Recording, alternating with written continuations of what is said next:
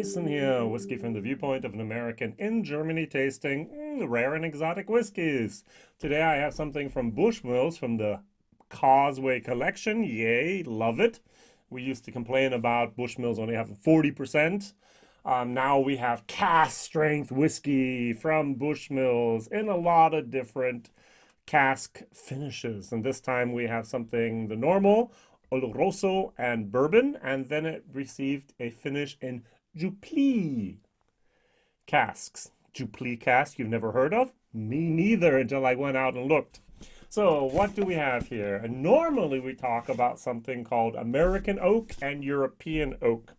And then of course we can go to French oak or Spanish oak. But no, we can go even further down the list. We can talk about Jupille oak. Jupille is a village, 568 inhabitants, if I'm correct. And there's actually a forest around there. It's actually called the Bechy forest, but there's also called the Jupille, Jupille, not Jubilee, Jupille wood. Now, Jupille wood is sought after by Napa Valley. So there's one person here, I just found something here. They talk about the forest is located towards the west of Allier and Cher, and we have increased the purchase of wood from the forest and we found it a really tight grain. Important. So how does wood grow? If you're very wide grain, loose grain, American white oak, for example, it grows much faster. If it goes slower, you have between the rings for the winter and the summer, you have a little bit of distance. And that's very tight grain, which is good. And it's pink and beautiful, sweet aromas and a taste of vanilla. When it's fresh, it has a wonderful scent of pink rose, which is pleasant. The tannin extraction for Jupille is around 6%. And it matches well with big body tannic wines. And our toast check process seemed to enhance the aroma of this wood even more. Interesting, interesting. So I had no idea what Jupille was. And there's actually another site that talks about this, and it was like, shh, don't tell anyone. This is our tiny secret because this is the secret ingredient in many of the winemakers' casks components is Jupille. And so it's very difficult to get wood from the Jupille, and the more people want to buy it, the price goes up and no one's happy. All right, except for maybe the people who own the forest, which is the French state government. All right, very good. There's a big interest in this tiny little forest. What was it here? Okay, Bechy. Sorry, I guess that's how we say that. There's a density of 150 to 200-year-old trees that are harvested for staves. And the single most important thing to know about the Jupille, is that it's perhaps one of the few oak forests in France that has consistently tight-grained oak throughout. So tight is the grain that the saw ends of a tree resembles a human finger, with its print visible only under a microscope. I thought that was also a very interesting thing here. Because of the super fine grain, as one Napa Valley winemaker who uses Jupille characterized it, many recommend it for white wines. Artisan Barrels of Oakland, which sells Bechy, barrels made by the Tonnerie Saint-Martin of France, likes it for Chardonnay and white rose. All right, it's wonderful floral, aromatic barrels for grapes themselves, and with more of a white spice combined to its dark brown spice. It has a sweet creaminess, but not like American oak. It has a delicious and refinement for whites. All right, so what we're noticing, or what I noticed was, this wood is basically only used for white wines and wines in general. And now, for some reason, Bushmills got their hands on some casks, and they actually finished a whiskey in it for the first time. Now, at least I know the first time. Question of the day. We have American oak. I know that. Quercus alba. And we have European oak, Quercus robur. And then we have the geographical identification. We have Hungarian oak, we have Spanish oak, and we have French oak. Now, my question of the day is, in French oak, what are the different types of French oaks you know? I know there's a Limousin for the cognac, and I know that now there is a Jupille. What other French oak types do you know? And I'm sure there's many, and I just have no experience whatsoever with this. Now, before I go into the tasting, there's something else that I recognized at the very beginning. I was a little bit disappointed until I kind of thought about it. Here on the label, we have the information, same thing on the can here and the tin.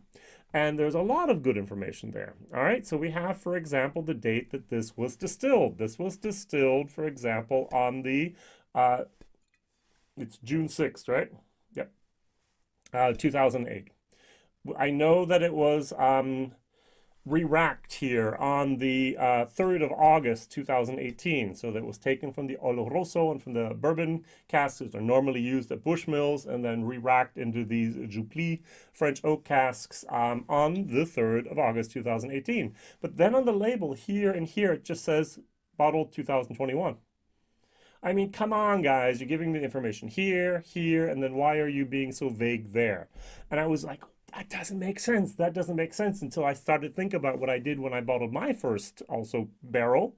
And it was like, oh, you never know when it's going to be bottled until you do the bottling. It could be that day or that day or that day.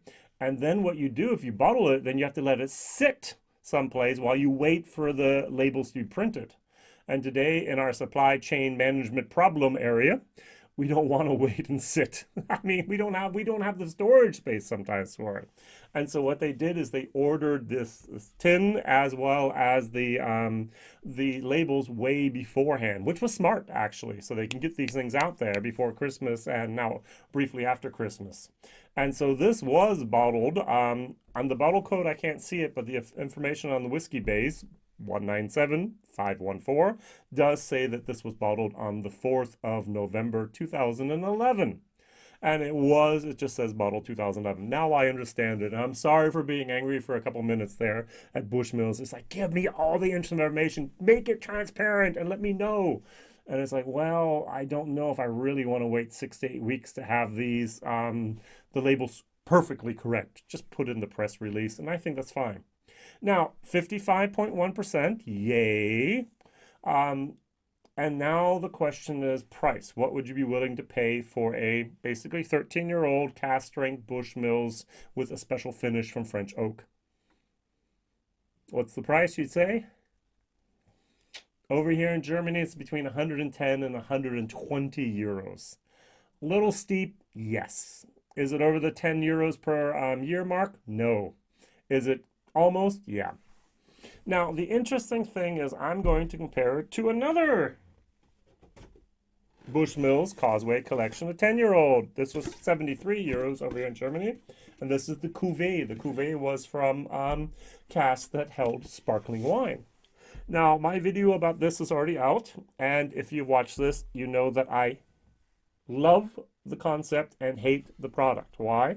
Because it is a sherry monster. Wrong. It's because it's a sulfur monster. Yes, correct, sulfur monster. And the sulfur ruined the experience for me totally. Now, the problem I have is I get sulfur here as well. So now if these are virgin oak, and I assume they are, casks, why would you put a sulfur candle in them? And then once again, I started to think. And I have a very, very bad conspiracy theory that I thought of. I thought of the following. Both of these were originally in what? Bourbon and Oloroso sherry. What if, and only what if, and I hope not, I really do hope not, what if not the sparkling wine casks and not the Jupille casks are the sulfur culprits? What if the Oloroso casks are our sulfur culprits, is the source of the sulfur? That would mean, I have different theories. One theory would be, okay, they had a bad batch of Oloroso. They still filled them up. Maybe it was exactly in the time when maybe Diageo owned the place and they didn't care. And then the Mexicans take over and they care apparently because thank you, we now have cask strength stuff. And so what they did is they pulled all those bad Oloroso casks, matured it together, married it together with good bourbon casks, and then finished it so hopefully we won't notice. That's the one theory, which is bad enough. All right, because I'm getting a lot of sulfur lately with all the Causeway's collections here, especially the things that are not that old. The other theory would be is, oh no, and this is like a super GAU. This is the super greatest größte Annahme Unfall. GAU is actually a German word and it's an abbreviation for the biggest mistake that could happen and an accident that could happen. And imagine that in the future, many Bushmills products will have sulfur in them because they didn't just buy a few casks Oloroso with sulfur, but many or all for a few years. Oh no! I hope not. All right, as I said, that's the super GAU. That's the worst thing that could happen here, and I hope not. I don't have any confirmed information whatsoever. I'm just thinking out loud because I'm trying to figure out where this sulfur is coming from, and I cannot imagine that's from the Jupille casks, and I don't think it was from the Causeway casks either. All right, on the nose, I do get the sulfur. On the nose, I don't get as much sulfur, but in the taste, I get much more sulfur here. Now, this is a fabulous whiskey, but I have a little bit of problem with it because of the sulfur. Now, when you put sugar in something, it's like, oh, that's nice. Oh, it's sweet. Oh, it's oversweet. And there's a fine line between oversweet and sweet. And for some people, it's oversweet is barely sweet enough. And the same thing with salt. I have a friend, before he eats a meal, it's everything he ever eats is for me totally oversalted. And he's a smoker, and so I'm going to say maybe it has to do with that a little bit, is he can barely taste anything. And so he needs a lot of that salt to get any type of flavor. And I'm very sensitive to flavor sometimes. And so for me, my threshold for oversalted is much. I hardly ever salt my food, ever. I'm very sensitive to salt. Except for French fries. I like a lot of salt in my French fries, but hey, that's me. All right, now the same thing here with sulfur is my threshold for sulfur is very low. And for other people, it's non-existent maybe, and they would never even recognize it. And this is the problem I have here. This is just barely over my threshold, and it ruins the whiskey for me, and yet underneath, I notice there's a lot going on here, and it's very nice. I really like this. I like that moment of when I taste it. I'll do that in a second. And towards the end, there's just this explosion of woody floral flavors that I just gotta go, wow. And the whole time on top of that, there's this guy blowing in my ear with a trumpet going, sulfur. And it's very difficult to differentiate between the two of them. Cheers.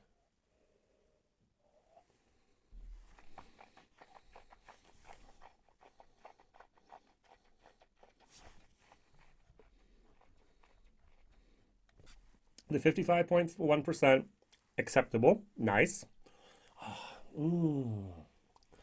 There's really this explosion of wood, floral flavors at the end that I just adore. And yet the whole time there's this sulfur, it's like someone's hammering my tongue. It's just really bad. It's a little bit of herbal. It's a little bit of a, for me, it's a clove moment. It's not cinnamon, it's more of a clove moment. There's some orange peel going on in here. There's a overripe melon in here, which I love.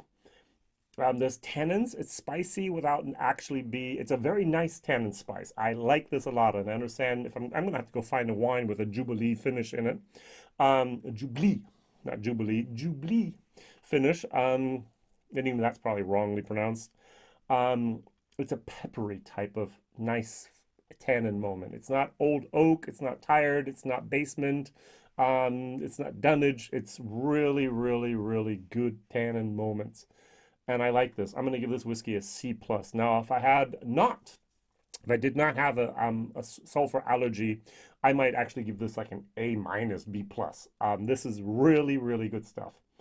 And yet there's sulfur and it makes my day sad.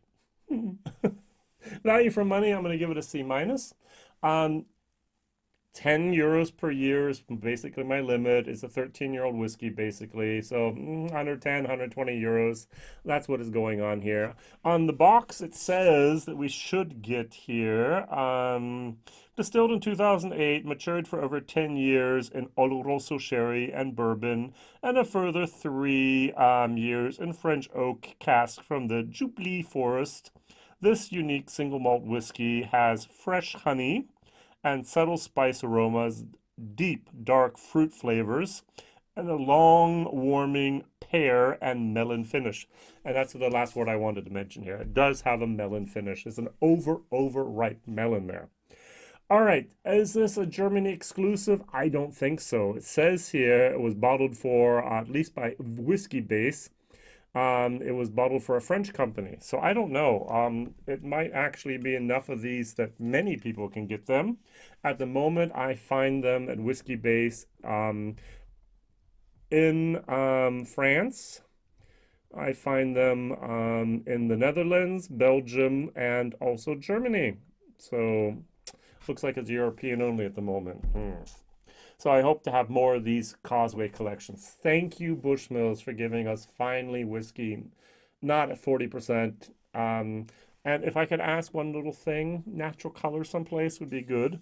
It says here, cask strength, non-chilled filtered, but natural color is something we want as well. Just being humble and asking for that. All right, thank you very much. What other oak casks, what other type of oak cask can we get from French oak? Yes, that's what I want to ask. Limousine, Jupille, and what other things do we have with French oak? Thank you very much. See you soon. Whiskey Jason here. Bye-bye.